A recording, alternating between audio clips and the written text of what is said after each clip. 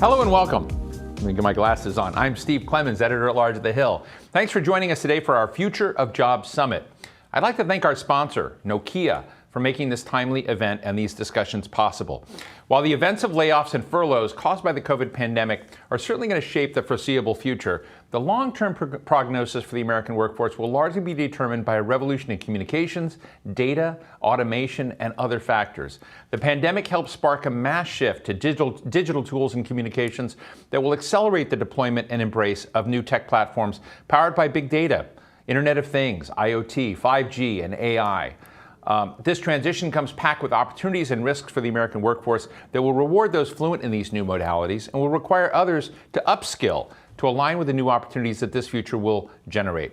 We've got a fantastic lineup of speakers to help us discuss what resources we need to successfully bridge this period and bring back jobs and the economy. Before we get underway, a few housekeeping notes. You can tweet us at The Hill Events, that's at The Hill Events, with the hashtag #TheHillJobs. It's very easy. We're broadcasting live. We'll take your questions throughout the program. And if you experience any trouble with your live stream, just push refresh and I'm sure it will all be okay. With that, our first guest is my friend Zoe Baird, the president and CEO of the Markle Foundation. The foundation leads the Rework America Alliance, a nationwide collaboration to enable unemployed and low-wage workers to emerge stronger from the pandemic. Zoe, it's great to see you. I was hoping we were going to be able to talk today.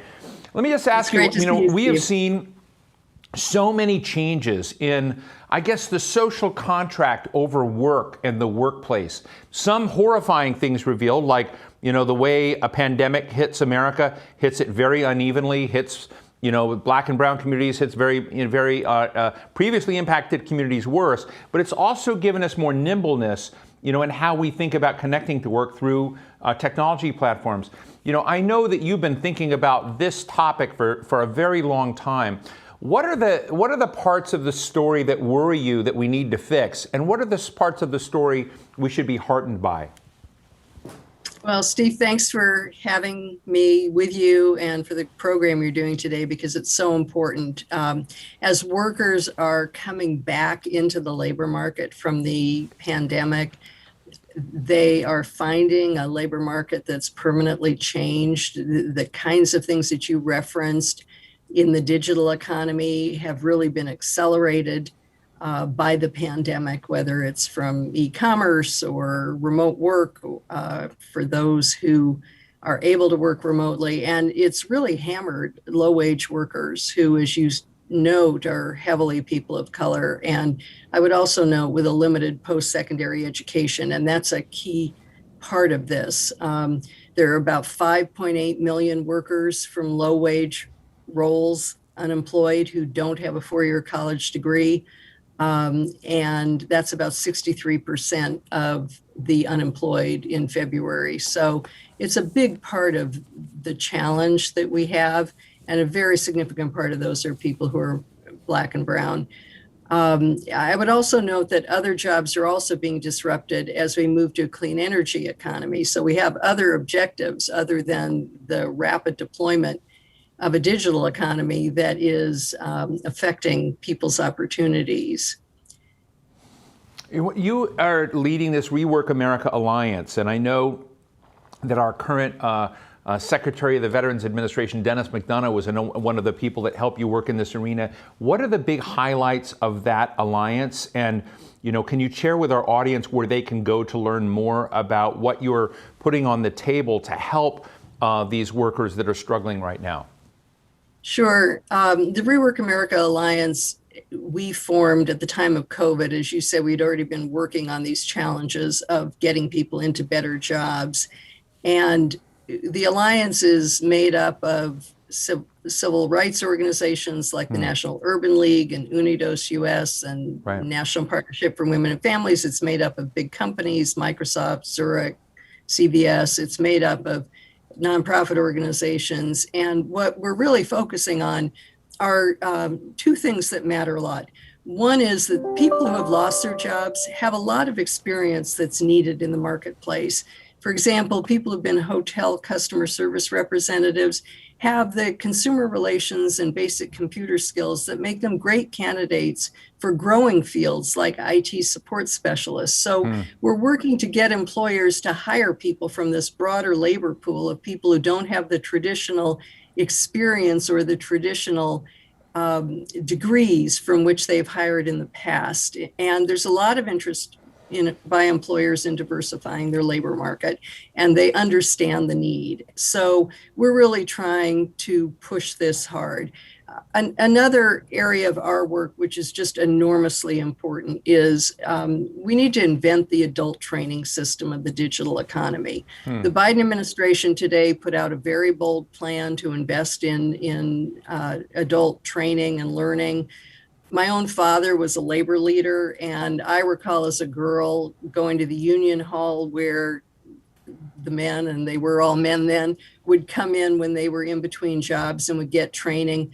We really don't have a system today to enable workers to get the training they need so that they can take the skills they have that are enormously valuable in the marketplace, that experience with customers, the things that take a long time to develop, and they can partner that with the new skills that they need. And we'd like to see a lot more training going on in the labor market itself. So those labor management partnerships that unions have done so effectively, Right. the training by employers themselves in the specific hard skills, if you will, of a job, but bringing in people who have so many of the talents and capabilities that are needed.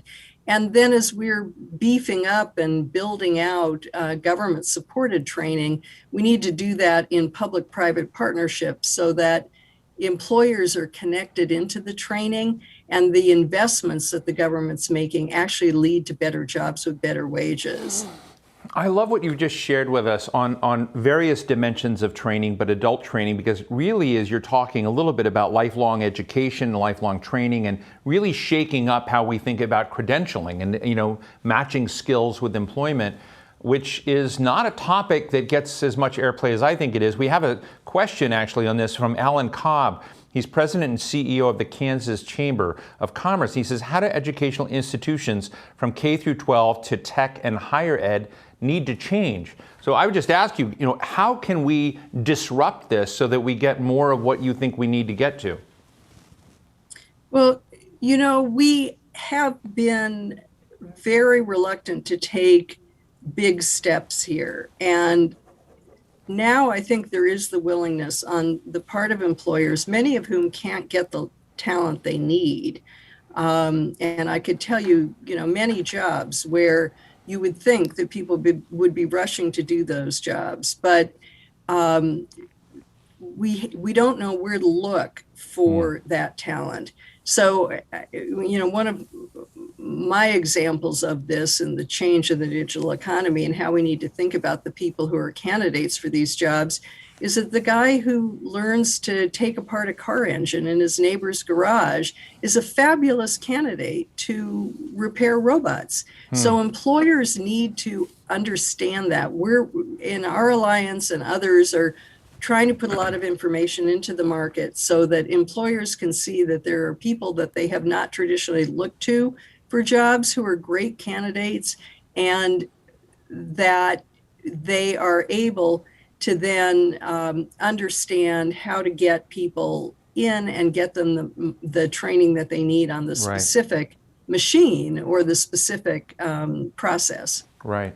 Zoe, just finally, I want to tell our audience that we've known each other for a long time, and 20 years ago, you funded the New America Foundation's Fellows Program that was beginning to look at how the internet was going to transform being a lawyer, how it was going to transform being at home, how to transform being a farmer, that it was going to, we were looking at that time about, some of the revolutionary impacts that the internet and broadband would bring. We're now at the edge of a 5G world. Are you, do you think, what's the best North Star in looking at, another light speed jump and what your concerns are about that? Because you were outlining the digital divide, before anyone else was talking about it, really 20 years ago. What are the sort of opportunities and divides you see as we sit on another, turbo jump in what we can do with 5G, et cetera? It's a great question, Steve. One of the areas where I think we haven't looked hard enough is the potential to create more good jobs from 3D printing. This is a trillion-dollar industry. This is an industry where we're making entire drones by 3D printing. It enables us to bring manufacturing back to the US without the high costs of shipping and imports, because we can do this anywhere and it's much lower cost production. So we really need to be thinking about new technologies like 3D printing, advanced manufacturing, which can generate more good jobs if we have effective policymaking with the government and business thinking together at the front end of the commercialization of these technologies, rather than waiting solely till there's a inequity in how these technologies are commercialized and we are looking through the lens of antitrust law or other very limited policies.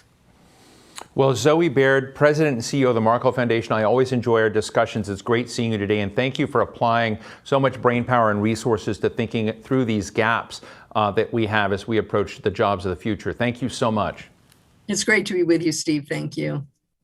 Congressman Murphy, thank you so much for joining us today. Let me ask you, from your perspective as ranking member of the Higher Education Workforce Investment Subcommittee, what are the missing planks when we begin to think about not only the future of jobs, but the jobs of the future, and make sure we're not leaving talent on the sidelines? What's on your dashboard? Well, thank you, first of all, for having me today. I really appreciate the offer and invitation to speak. I think what our future shows is kind of what the last 5, 10, 15, 25 years has shown, is that the future is in technology. And technology starts with STEM education. It starts at a young age. It starts with a love of learning. And it starts with trying to get young people involved and interested, in my opinion, just in science and technology and the differing things that our future world will definitely be opening up to. We look at space exploration. We look at robotics. We look at the tiniest little things on Earth. Good Lord, we look at the viruses now that have the virus that has changed the world. So it's really in education, and I think, in my opinion, starting the younger, the better, involved in technology. Now, you and Elise Stefanik have retweeted each other over a very interesting subject, dealing with the stigma that some people attach to not getting a 4-year baccalaureate degree. And you're really promoting that there are lots of other ways to get education. There are a lot of other ways to get credentials. We need to be more nimble. But tell us about that gap that you and Congresswoman Stefanik have both been commenting about. Yeah, I think we've seen over the last quarter century how colleges and universities have grown because essentially there have been unlimited dollars from the federal government. And it's become almost a stigma that you don't go to a 4-year college. I still see patients. I actually saw one this morning, and I said, well, son, what are you going to do when you grow up? And he's 16 years old. He said, well, I'm going to go to college, but I'm going to get a welding degree. And I said, fantastic. Fantastic. Do you think you need to go to a 4-year school to get that? Well, no, but, and I said, just think about this. Think about the job market that's available to you, that you can go through technical school, through vocational school, through community colleges, that is wide open. We look at the education gap now. There's so many jobs, being an electrician, working in plumbing, surveying and technology, all these things that you do not need a 4-year degree in. And we look at also at 4-year graduation rates and how much it costs individuals to go to a 4-year college and what they gain from that. So I really think we need to rethink the idea. Europe does it this way. Rethink the idea of going to a technical college, going to community college, and really being job ready when you're done.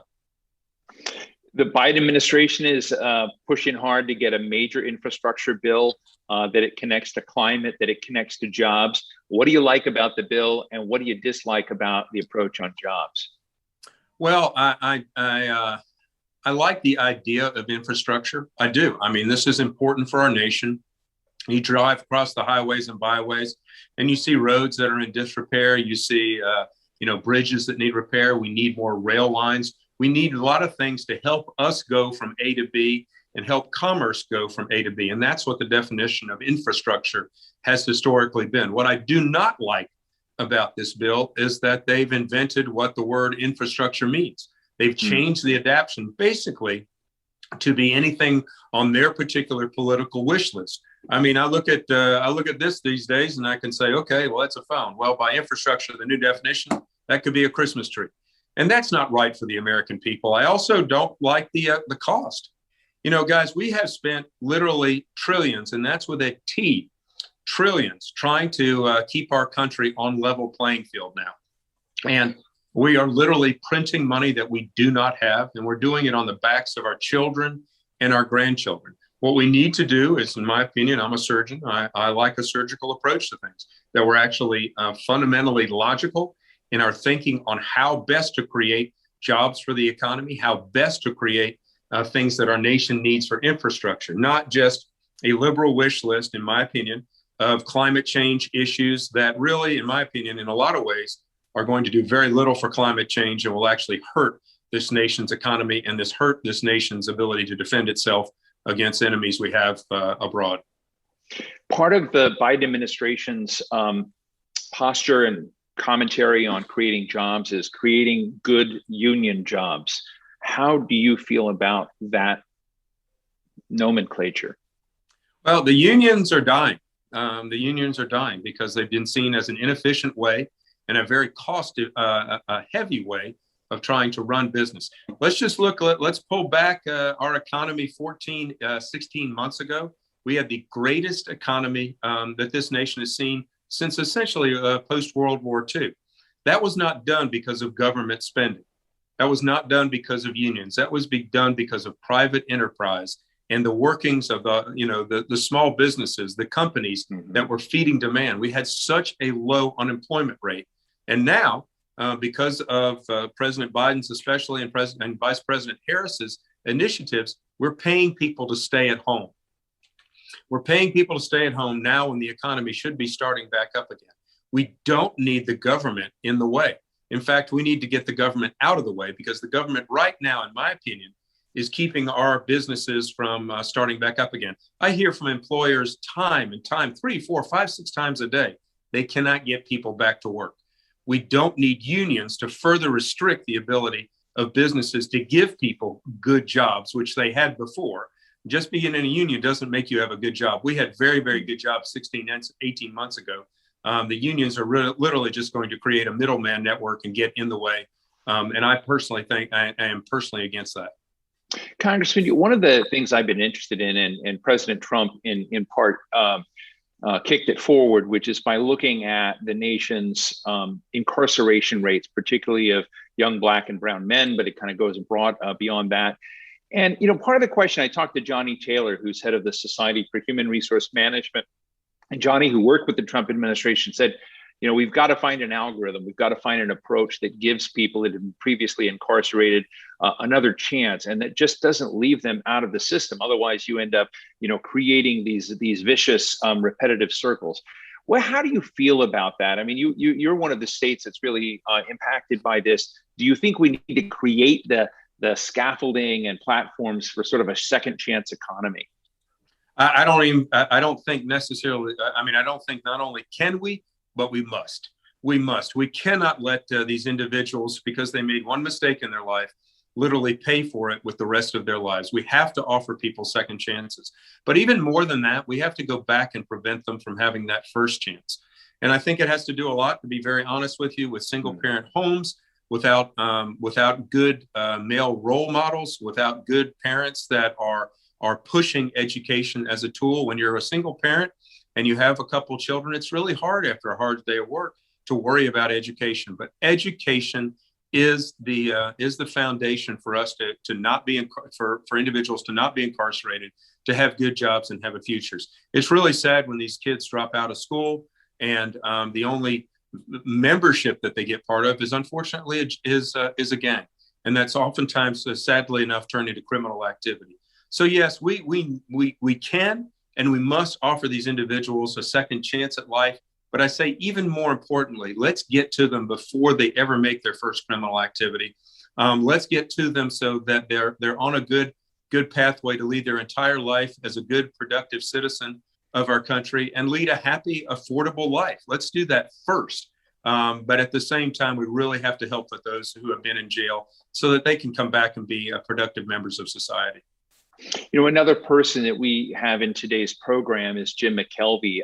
Jim was not only the co-founder of Square, and he gave Jack Dorsey his first job at Twitter, but he created something called Launch Code, which is a nonprofit that helps people, you know, mid-career, who've had rough, how to become world-class coders. It's a very impressive program.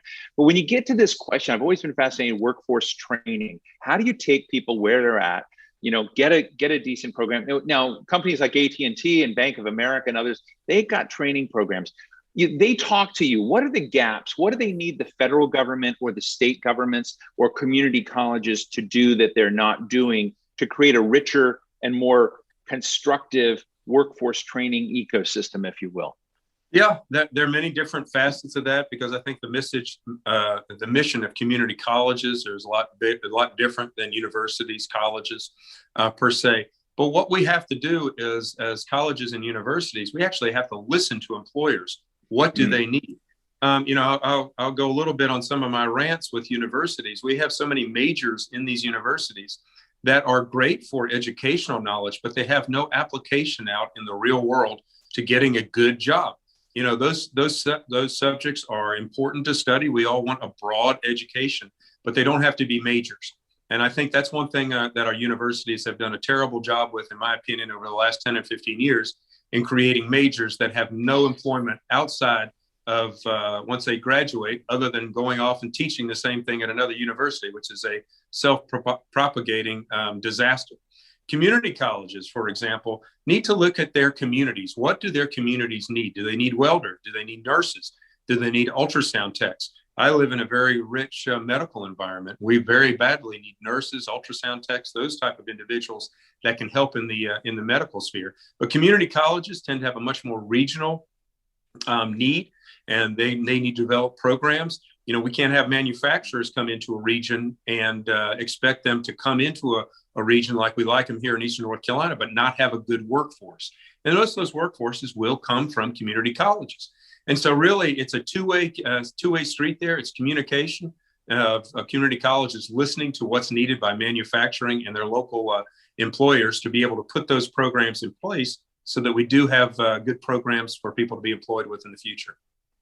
Well, Congressman, it's been really great talking to you. We covered a lot of ground, and I assume that you are a member of the Doctors Caucus in the House. I really enjoy interviewing many of the other doctors, Brad Wenstrup, and many of the other of your colleagues up there. It's always, interesting to have people in Congress who have, another profession as you do. So, Congressman Gregory Murphy of North Carolina, also Dr. Gregory Murphy, ranking member of the Higher Education and Workforce Investment Subcommittee. Thank you so much for joining us today.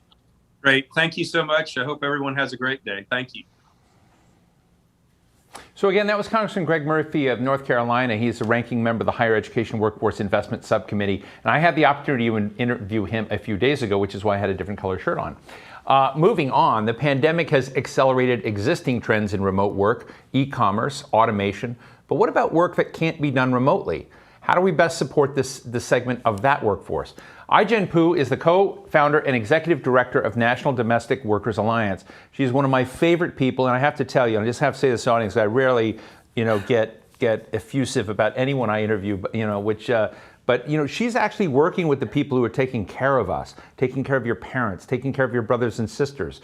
So, Ai-jen, it's so great to see you again. I love our discussions, and I'd love for you to do what you can to share with our audience that may be thinking about tech jobs or whatever. What is going on with our care workers in America? What do we need to know? How have they fared in this pandemic? Help us get oriented around the subject in a way that's constructive. Well, thanks so much for having me, Steve. It's great to see you and great to be in conversation with you on this really important topic. Our care workers in this country have been on the front lines of this pandemic, working as some of the most essential lifelines to some of the people who've been most vulnerable to the coronavirus. Older people, people with disabilities, who rely on them in some cases for their only social contact, for medication, for essential needs. And they've been keeping them safe, and they've been doing so every day without hazard pay, sometimes without proper PPE, without health care, earning poverty wages. The average annual income for a home care worker, for example, is about $17,000 per year. So the people that we've counted on to keep us safe and our loved ones safe in this pandemic have struggled to take care of themselves and their families, and always have been. And I will say, Steve, that home care, for example, is one of the fastest growing occupations in the entire US economy because of the growing aging population we have. Every single day, 10,000 boomers turn 65 in America. Every 8 seconds, someone turns 65. And because of advances in technology and healthcare, we're living longer than ever, which means that we need more care than ever before. And 90% of us prefer to age at home and in the community, connected to the lives that we know. That means we're going to need a strong home care workforce to support us, which is why the president's proposal in the American Jobs Plan to invest in home and community-based services, including this workforce, is so, so critical. You know, I'm going to steal a question from one of our questioners who's come in, Liz Allen, who asks, what can the Biden administration do to shore up respect for our care workers? And given the fact that President Biden is speaking tonight in a joint session of Congress, do you have any insights into the infrastructure bill or to some of the initiatives they have that would, help kind of underscore respect for this group of workers? It's a great question. So the president, in his American Jobs Plan, he announced a $400 billion commitment to investing in home and community-based services, which is where 70% of the home care workforce is working. And that investment includes raising wages, offering respect and protections for this workforce, really for the first time in history, really since the New Deal. Steve, I don't know how many people know this, but there were two groups of workers who were explicitly excluded from New Deal labor protections: farm workers and domestic workers, including our home care workers. And so the fact that the most significant jobs plan since the New Deal puts those workers front and center is really a game changer. Are there areas in the tech world that are becoming useful adjuncts to care workers and caregiving and care needs that we ought to be aware of? I mean, in part, tech doesn't solve everything, but it's one of those issues where you wonder if we're seeing innovations in this space. Not a lot of people talk about innovations in the care worker space, but I know you do. And so what should we be aware of? Well, I do think that this is, from a tech perspective, it is complementary to invest in these jobs because our tech workforce, for example, needs good care in order to go to work every day. And these are jobs that are not going to be automated and can't be outsourced. We know these are jobs that are here to stay. So we've got to make them good jobs, full stop. And there are many ways that technology can be leveraged to improve the quality of work and the dignity of work. We, for example, have launched a text platform that is an emotional support platform to support caregivers and care workers who are oftentimes working in very isolated, very emotionally charged environments, to be able to get emotional support and be connected to other peers who understand what they're going through. And so I think there's a huge amount of space for technologists to really innovate ways of improving quality of work and the kind of outcomes that home care workers are uniquely able to deliver.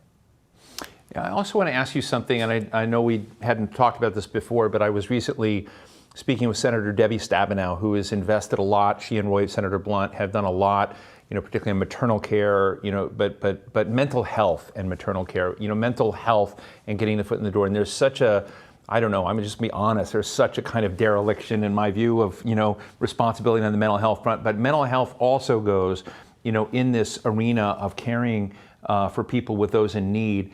What can you share with us, Ai-jen, about what public-private steps can be taken to shore up the mental health part of what our care workers are also dealing with?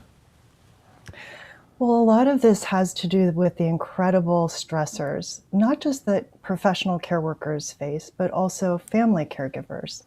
There are 42 million working family caregivers who are working full-time jobs and providing more than 20 hours a week of unpaid family care for aging loved ones or loved ones with disabilities. It's incredibly stressful. The emotional and mental health implications on family caregivers who are struggling to manage it all, and especially for women and women of color who have been pushed out of the workforce in unprecedented numbers because of the impossible choices they've been faced with in the pandemic. They do need emotional and mental support, and they need public policy that supports their ability to get access to the caregiving supports that they need. And that's why I'm so hopeful about the American Jobs Plan and the American Family Plan. It really looks holistically at what American workers need in order to get back to work and do so in a sustainable way, both economically and emotionally. Ai-jen, I know that your network of domestic workers, the Domestic Workers Alliance, is huge. I know that you probably love all the organizations within it, but I'm always interested in whether or not there are best and promising practices, in care work, because we often talk at the federal level, but at state and local levels, partnerships that matter that can kind of turn this around. Is there any particular alliance or part of the country that has just done something so extraordinarily well that we ought to have a show and tell and learn from it? There's so much great work that's happening in innovation at the grassroots level, and it's everything from home care workers forming their own worker-owned cooperatives where they're able to come together to determine their wages and conditions and help each other find work and improve really the quality of services that they're able to provide for their clients. There's an equality home care cooperative in Texas that is doing extraordinary work in the local community there in Texas. In Washington State, the home care union that SEIU leads has created an environment where not only have the wages been raised and home care workers have access to health care and other benefits like paid time off, but they've created a home care training fund in the state that trains 40,000 home care workers per year in 12 different languages. It's the second largest educational institution in the state of Washington. And they have pop-up ongoing education in rural communities. And as a result, Washington State is one of the best prepared states in the country for the coming age wave. Well, Ai-jen Poo, co-founder and executive director of the National Domestic Workers Alliance. Keith Olbermann used to have this thing on MSNBC, used to be one of the worst people in the world. You're one of the best people in the world. And I just want to say thank you. I mean, just about everyone I know at some level is related to someone who is a care worker in their home, care worker for family, care workers, are throughout, and we don't give it enough airtime. And I'm so glad you're on the case and that we were able to share your thoughts and perspectives with us today. And we're going to stay at it. I hope you'll come back many more times because I think it's a vital issue for this country to show respect for those people who are giving us care and taking care of us. Thank you so much, Ai-jen. Thank you so much, Steve. Great talking to you. Is the federal government on the right track as it looks towards job growth and economic recovery? Our next guest has plenty to say on that topic. He was the director of the National Economic Council under President Obama and Treasury Secretary for President Clinton. Larry Summers is currently President Emeritus and Charles W. Eliot University Professor at Harvard University. I have had the opportunity and privilege of interviewing him in the past. It's a real honor to be with you today, Dr. Summers. Let me start with this. Right now, the Biden administration has rolled forward with a major infrastructure plan, a major tax plan on how to pay for it. Some say it's like FDR, but this time, we're going to pay for it in all the right ways. But I'm interested in how you think these plans will impact the economy and also impact jobs. Look, the vision's right. the vision that we need more demand, the vision that we need to invest in infrastructure, the vision that we need to invest in the caring economy, the vision that we need to make the tax system more progressive to reduce inequality. All of that's exactly right. And I salute what the president is trying to do. I'm very enthusiastic about the Americans Jobs Act, the Families Act, the programs to raise revenue. I think that the steps they're going to take, they're proposing to take to increase tax compliance have the potential to raise $1 trillion over 10 years, while at the same time making our tax system more fair and just, and also diverting a lot of human intelligence out of tax evasion into doing more productive things. So broadly, I'm supportive. Are there issues about the details? Yeah, I do have concerns, particularly with respect to the first act, that they're going to overdo it in the short run and run risks of inflation or overheating the economy. I'm worried about being analytical to make sure the spending is as effective as possible on all of the infrastructure programs, that it serves the objectives we want, like greening the economy, rather than supporting key constituencies. And so I do have those kinds of concerns. But broadly, I think this is terrific, and I'm very supportive. During President Trump's tenure, there was some criticism that the tax cut plan at a time when the American economy was doing so well was taking quivers out of our arrow in terms of being able to manage the economy. We did have a pandemic, but now when you kind of look at the amount of money being pumped into the economy, are we running the risk of getting addicted to sort of free and cheap money out there? I don't think I'd frame the argument in terms of addiction. I'd frame the argument in terms of excess. Look, you want to fill up the bathtub, and you don't want things to flood out of the bathtub, because when that happens, you don't know what's going to happen next. I am worried that we're overstimulating the economy in the short run. I'm worried that we've got a housing market that's on fire. We've got more employers than ever before reporting labor shortages. Lumber prices have tripled. The cost of transporting goods from China is 3 times the normal cost. So I'm worried that all of that is going to set off an inflation, and that might in turn force the Fed to react in ways that would be financially destabilizing. Historically, inflations have had pretty catastrophic political consequences for progressives. Think of Ronald Reagan or Margaret Thatcher or Richard Nixon, all of whom were elected in response to inflation. So I do think we need to be really quite vigilant about overheating the economy and not simply celebrating all the demand. I think we need increasingly to focus on what people are going to be doing when they work and making sure we're making the most productive investments, not simply emphasizing job creation.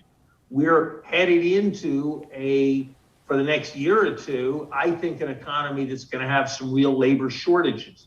And that's a painful thing for progressives to recognize, because they've been so emphasized in making sure that everybody got a job, which is the right thing to do during the COVID period. But when you've got employers having trouble finding work, you got to adjust a bit the way you think about things. And I think that is probably the reality we're headed into. Look, Larry, you and I have discussed global competitiveness before, and part of our job today is to talk about, the octane level of human capital investment in this country and what not just the future of jobs, but the jobs of the future. As you look at what India is doing, as you look what China is doing in terms of investing in, broad PhD programs and participation, and looking at the future of smart cities and 5G, quantum computing, artificial intelligence, do you think the United States is well positioned to compete in the human capital race, or do we need to, basically take a step back and say we're not doing enough, that we're really underperforming in this area and we've got to get our act together? I'm not satisfied on human capital. Every 3-year-old should have access to a preschool program. Our public schools should be organized around the principle that self-esteem comes from achievement rather than the principle that achievement comes from self-esteem. We absolutely need to do a million things, and we're falling hugely short on diversity, but we can't let that be the enemy of measures that emphasize excellence and venerate achievement. I think the kind of changes that have taken place in magnet schools in New York and other places are tragic for large numbers of people and for our country's competitive future. I actually think the biggest difference that we could make, that American universities could make, is the classroom needs to be only one forum of education. The video screen needs to be the other. It needs to be, it can be on a vastly larger scale than the classroom. It can be much better customized to the needs of the individual student than the classroom. It can reach globally in a way that the classroom can't. And it can be an engine of opportunity because it doesn't cost anything to look the stuff up on the internet with your cell phone in a way that the traditional university can't. So I think there's huge opportunity. I'm probably particularly partial to this because my wife, Lisa New, is doing it in dozens of high schools across the country with respect to poetry. But that concept is there for American higher education to embrace if only we will. But to do it, we'll have to get past the Augusta mentality, as in Augusta Golf Club, where you define your greatness by the number of people you exclude. We're going to have to get past that if we really want to do what we can on human capital. Let me just finish, Larry, with a kind of a meta question. You know, I remember back to the Clinton administration and your then boss, Bob Rubin. And Bob Rubin had a talk with President Clinton and said, you've got to make a hard choice about, you know, what you mean by globalization and how we get fair trade. But going down a steel sanctions route at that time, wrong choice. And the president went that direction. You were there with President Obama guiding and helping to guide and advise during the 2008-2009 financial crisis. Again, a time of hard choices. Is this a time of hard choices for President Biden, for Janet Yellen, for Jay Powell? What would you say are the hard choices you worry about that they're going to face? And which way would you advise them to go? This is a time of critical choices. And the most important critical choice is that we need to invest in America's future. And that's what they've set as a priority. But I think an era of investment doesn't mean an era without limits. And they are going to have to choose the highest priority investments.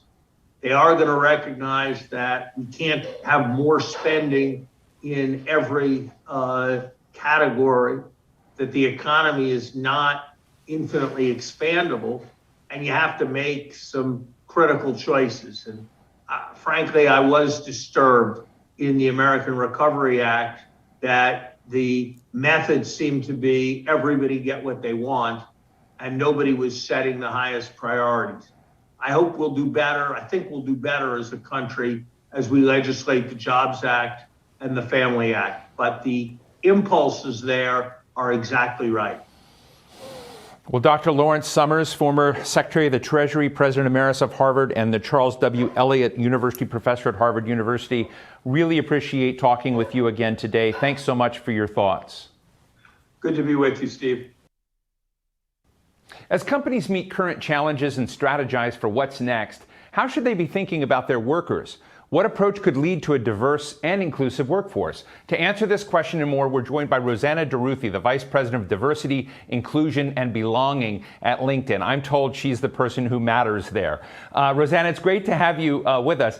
Look, I've been joking around all day today with my colleagues on whether we should have called this, instead of the future of jobs, we should have called it the jobs of the future, because I know what you know, what they're like. And so let me just ask you quickly, as LinkedIn approaches it, and you see so many people who are profiling their skills and telling their stories. What's the gap between what you see online in our society and the jobs of the future? You know, I think an interesting change that we're beginning to see, a trend that's emerging, is that, you know, online we see jobs that have criteria that includes college degrees, and people typically are successful at finding jobs through referrals from friends who work in those companies. I think the paradox is we've entered a time of change, and the trend line is now showing that companies are looking for people with skills, and sometimes those skills are obtained in an unorthodox way. And what I mean by unorthodox is it may not be by virtue of a degree. It might be through volunteerism. It might be through other experiences obtained. And so we're beginning to see this real shift from degrees and referrals to skills and experiences influencing the opportunity to obtain employment. So what I'm hearing from you very loudly is that credentialing is going to be disrupted. Is that right?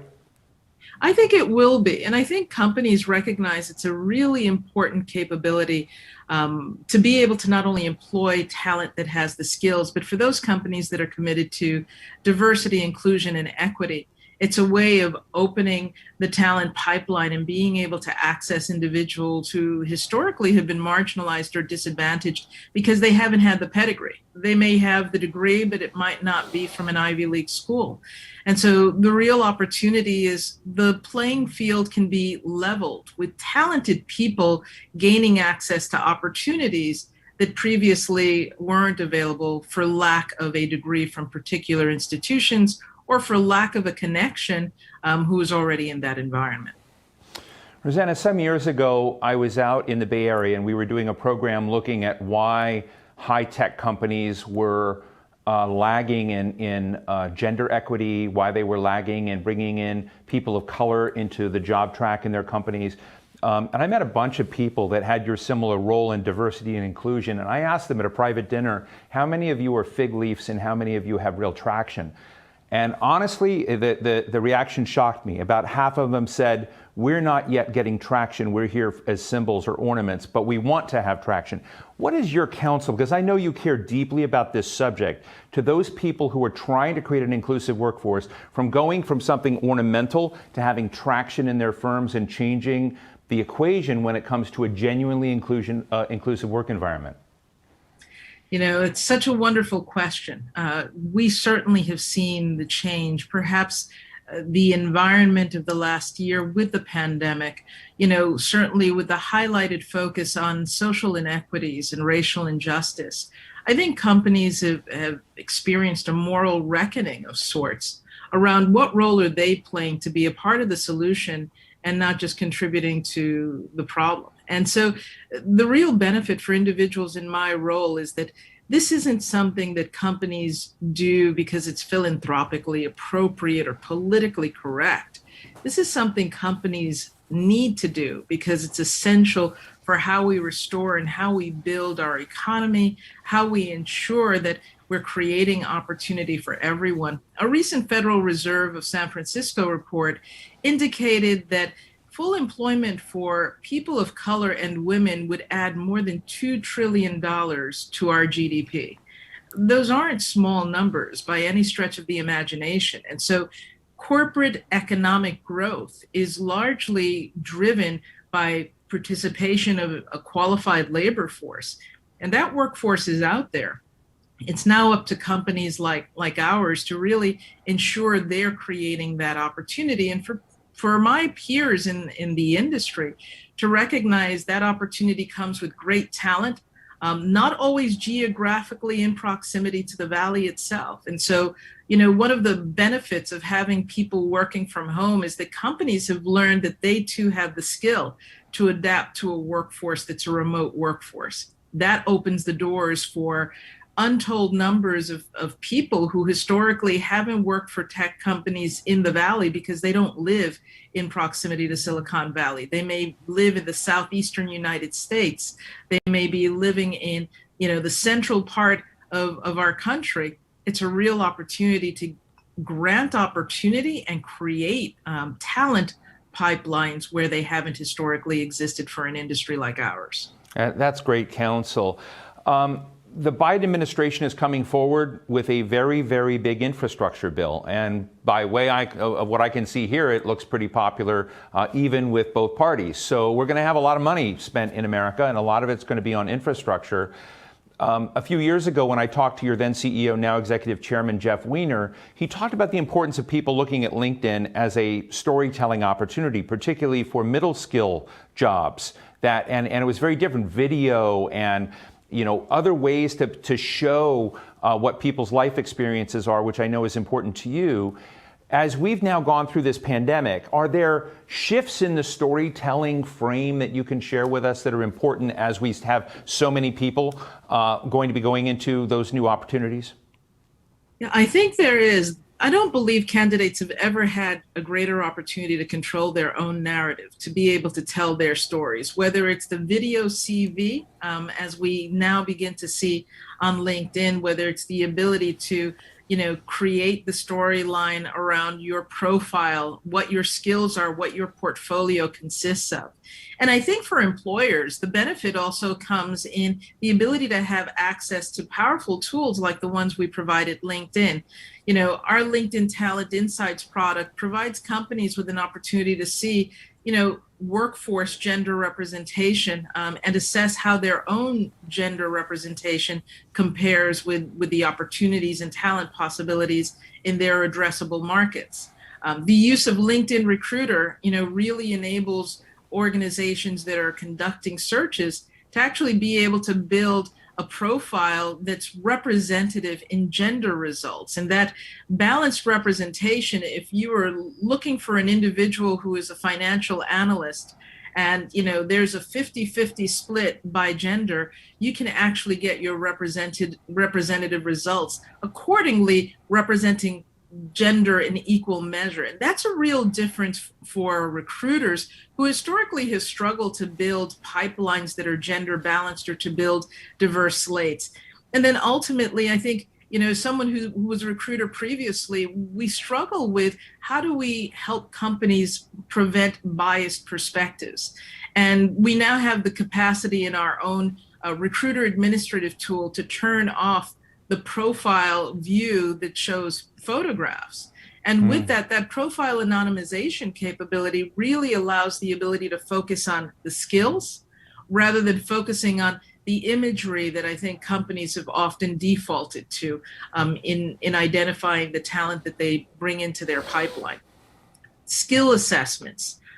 What a wonderful way to be able to see whether individuals have the skills and to empower the candidate in being able to determine, do I have the right skills? The ability to go to LinkedIn Learning, go through a course, get a certification, and then be able to have that skill assessed to determine whether they qualify for a job. So I think there are so many ways now for companies to think about this far more broadly, to step out of the narrow views and prisms that have led their recruiting efforts, to really de-bias that process and open up the pipeline to be able to create opportunity for individuals who just haven't been visible previously. Rosanna, we're out of time, but I want to ask you one last question. My friend Jim McKelvey is going to be on the program today, and Jim co-founded Square. He gave Jack Dorsey his first job. And, he said we have a problem, he's told me in the past, with various kinds of stigma when it comes to employing people. Sometimes people are mid-career. He says you can train them to be great coders. People who have, had a speed bump in their lives, maybe been incarcerated. I'm just always interested in the second chance. And, a lot of HR departments are risk averse as opposed to looking at as this is important talent on the table. What advice do you have for our HR departments in companies around the nation that need to kind of broaden their aperture a little bit, perhaps? Yeah, the future of our organizations really rests on inclusive leadership. So whether you are an HR professional or you're a line manager, the ability to not only identify great talent, but to bring out the best in that talent really is empowered by the ability to understand that differences ultimately aren't the challenge. Differences actually create the alchemy for better performance. Diverse teams win. There's been plenty of research that tells us that diverse teams outperform more homogeneous teams, but the real power around unlocking that talent comes in having leaders who understand how to lead inclusively. Companies like LinkedIn and other companies who are making the investment in building the skill sets of people managers and leaders to lead inclusively are ultimately going to be winners in the marketplace, because they will have the ability to bring talent in from different backgrounds and create capabilities that really not only embody diversity, inclusion, and belonging, but really allow skills, perspectives, experiences to contribute to innovation and to the growth of their organizations. It's an exciting time for us in HR. It's an exciting time for leaders as we build a new future that's more inclusive. Well, Rosanna Duruthi, Vice President of Global Diversity and Inclusion and Belonging at LinkedIn. I knew this was going to be a good topic and a solid topic and a hopeful topic, but you made it an exciting topic. Thank you so much for joining us today. Thank you so much. Wonderful to spend time with you. And that brings us to the end of our first session of our program today. Thank you to Nokia for its support of this program, and to all of you in the audience for joining us. For any of you who missed the conversations in this first session, we'll have the video up on our website shortly. We're going to be back at 2 p.m. Eastern for session 2, a look at the road ahead and where technology can help. We'll be joined by Rep. Haley Stevens of Michigan, who heads up a task force on jobs, Johnny C. Taylor of the Society for Human Resource Management, Sadia Zahidi from the World Economic Forum, and many other smart voices on this topic. Take a break, run around the block, and meet us right back here at 2 p.m. See you then.